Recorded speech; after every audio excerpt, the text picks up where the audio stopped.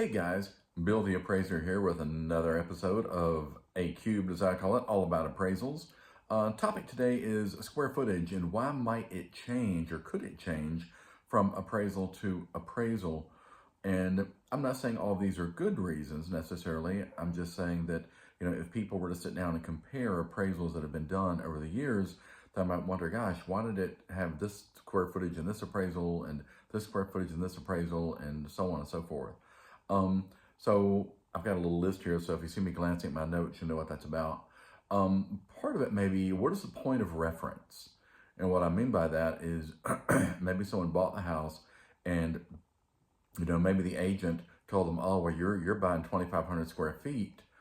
And then on down the line, they realize that maybe they don't really have 2,500 square feet, or it's not 2,500 square feet the same way they thought. And what I mean by that is that in order to be counted, generally speaking, first floor, second floor, third floor, if there is such a thing, first of all, for one thing, of course, the appraiser separates out what we call above grade and below grade. And above grade being anything kind of on the first floor, second floor, third floor that is not touching dirt, it's not basement, and most of the time those floors are not. And then you have the lower level of the basement, anything underground or anything where some part of that area is actually touching underground, and that's counted differently. So agents, for example, typically roll all the square footage up together in the listing and put it in a listing where the range is, say, 2,000 to 3,000 square feet. And so, it could be true that home might have a total of 2,500 square feet finished, but that's 2,000 square feet on the main floor or first floor and second floor, and then 500 square feet in the basement. And so the total is 2,500, but it's not all above grade. So that's why I say, what is the point of reference? Where do they get the number from? And people are thinking that the number has changed every time. If it's not the number that the agent gave them when they bought the house, maybe it's just the number they found online, either on the assessor site and they saw a number there, or they Googled themselves, they Googled their address and they found the Zillow listing or the Zillow information. The Zillow has pulled, a square foot number from public record, and maybe that's where they got the number. So, first of all, you have to kind of figure out what the point of reference is. Glance at my notes right quick. Part of the reason is, even in the best of circumstances, I would say the number is all but never going to be the same appraisal from appraisal to appraisal, because even if it's an absolute true box, and either just one story or a two-story when it is truly a box on a box, you might end up with about the same square footage each and every time. But even that could be different because appraisers do things differently. Some use a wheel to roll it off on the outside and they measure that way. Most use a tape or a laser of some sort, and so they're measuring that way, and depending on which way you measure, there may be a slight difference. I think most appraisers kind of try to match up to a known number to make sure they haven't really missed the mark somehow. I know I do that to try to double check what I've done. And again, with the laser, the appraiser may be measuring from the inside and they may not be compensating for how it would be if they were actually measuring from the outside. Typically, an appraiser measures the first floor of a home from the outside on the lower level, and they measure the second and third floors from the inside with the laser, and in theory would be compensating to a certain extent as if they were on the outside. But sometimes I think, all appraisers may be guilty a little bit of not thinking about that, not adding that extra, 3/10 of a foot or whatever it would take to get you to the outside. So differences in how people measure can be part of the explanation there. And we'll come back and talk about it some more, but chances are even those differences are not going to have a significant impact on value for various reasons, and we can talk about that. Another possibility there, I'm looking at my notes again, sorry, could be that what I call gray areas, meaning that in theory, most areas are fairly well cut and dry as to whether or not they should or should not be included in the heated square footage. And if it should be included above grade, then that's obvious. If it belongs to the basement area, that's obvious. To be included, it usually means it has to be contiguous, it has to be touching. And what I mean by that is, for example, a lot of homes will have what we call a frog, right? The finished room over the garage. And that's all well and good, and that absolutely gets counted as heated square footage, provided that you can get to that from inside the home, that you don't have to leave heated square footage to get to the other heated square footage. And the reason I bring that up is because I have seen a couple of instances over the years where the access to the garage room, the frog, is from the inside of the garage. And so you have to leave the inside of the home, the heated square footage, go into the garage, which is not heated and cooled, to get to the door that takes you upstairs to that bonus room. Consequently, that bonus room cannot be counted by the appraiser as heated square footage along with the rest of the home. They would get credit for it, they just wouldn't get credit for it in the same way. Another sort of takeoff on that would be, okay, so you have the bonus room that is accessible from inside the home, but you get up there and the appraiser finds that it is not serviced by the central heating and cooling.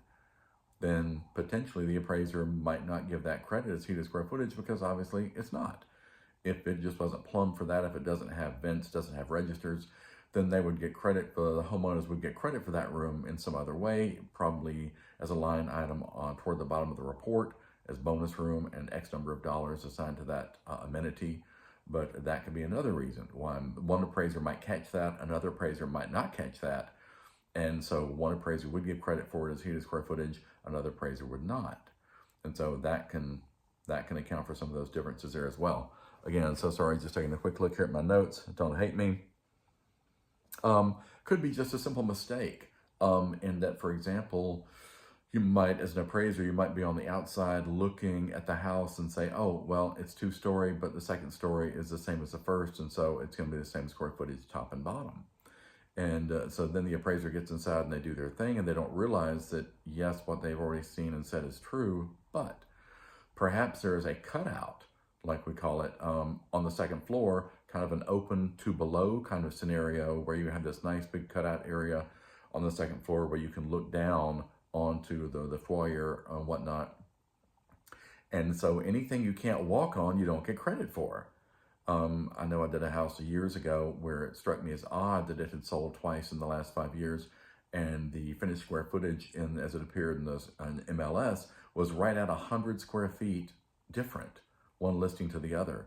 And I thought, well, that's a weird amount to be different because, it's obviously not an addition. You wouldn't do an addition of 100 square feet. What would be the point?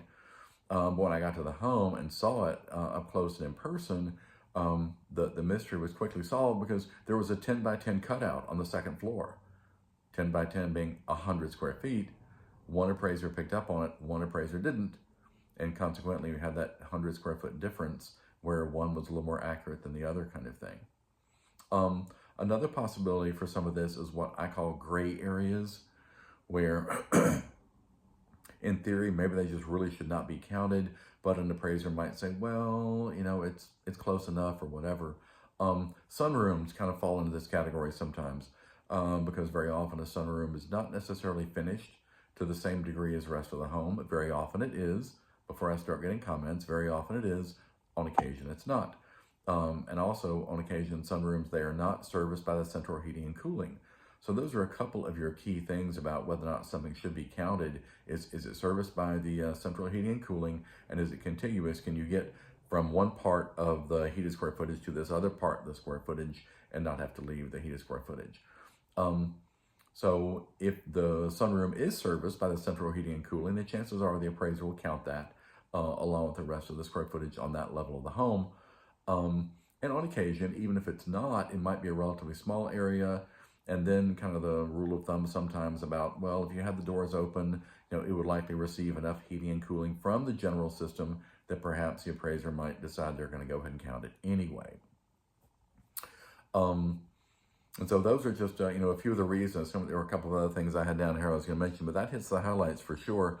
The one last thing I will mention is this, which is ceiling height and a thing called ANSI. ANSI is a measuring standard, and I brought this up in a couple of other videos that basically ANSI says that the ceiling height in a particular area, the bulk of that area has to be at or above 7 feet in order for the appraiser to be able to count that.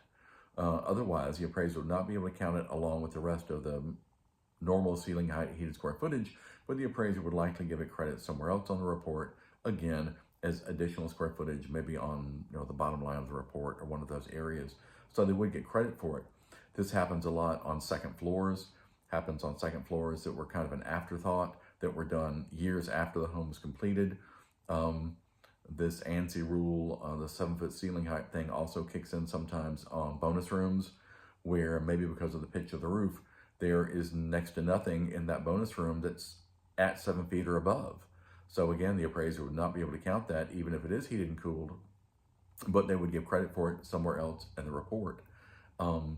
You also see the ANSI 7-foot rule kick in sometimes on older homes where there might be a back porch that has been converted into heated and cool square footage. Because let's face it, most people are not 7 feet tall. So for most people, it probably wouldn't be an issue anyway. But historically, a lot of appraisers have used ANSI. A couple of years ago, Fannie and Freddie decided that ANSI would be the new rule and that all appraisers would be required to measure by that. And so appraisers are now required to use that as their standard. And so if they come across something that's not 7 feet, they have to make a comment, they have to explain why it wasn't counted, et cetera, et cetera. So that hopefully answers some of the questions about why might the appraised square footage change a bit from report to report. And so there you have it. And I realize as in all my videos, I would say this is not exhaustive. There are other gray areas we can explore in other videos. Feel free to hit the subscribe button, hit the like button. Let me know some other topics you'd like to see me discuss sometime. And thanks for tuning in. Appreciate it. And see you on the next video. Thanks.